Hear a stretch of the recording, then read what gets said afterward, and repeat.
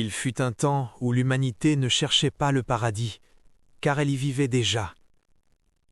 Dans la profondeur des forêts d'Afrique, d'Europe, dans les vastes plaines et forêts d'Amérique, au cœur de l'Asie ou sur les terres rouges d'Australie, nos ancêtres partageaient une même vérité. La terre n'était pas une ressource, elle était une mère.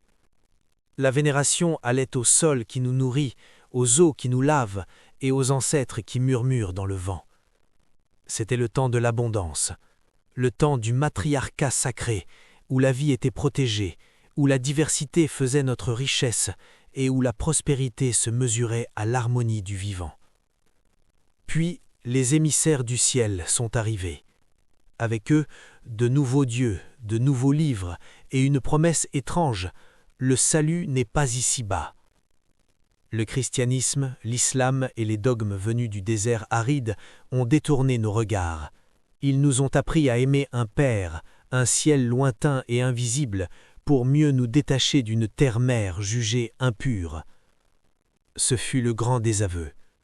Pour aimer Dieu là-haut, il a fallu mépriser la mer ici-bas.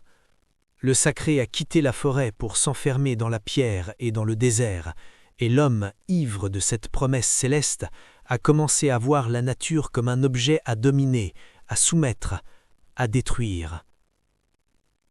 Regardez où nous en sommes aujourd'hui. Cet amour du ciel au détriment de la terre a enfanté l'égoïsme absolu.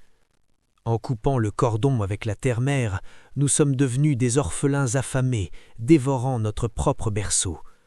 Nous avons gagné des cathédrales, des mosquées, mais nous avons perdu notre maison. Nous sommes au bord du précipice, le point de non-retour approche. Mais la mémoire de la forêt n'est pas morte, elle dort juste en nous. Il est urgent de redescendre du ciel pour réhabiter la terre. Il est urgent de réapprendre les enseignements de ceux qui savaient aimer la terre-mère, non pas comme une matière, mais comme une divinité vivante. C'est la seule voie pour éviter la faim. Pour le bonheur de nos descendants, pour que la vie continue. Revenez à la source. Bienvenue dans la forêt sacrée. Se découvrir, s'accepter, s'élever.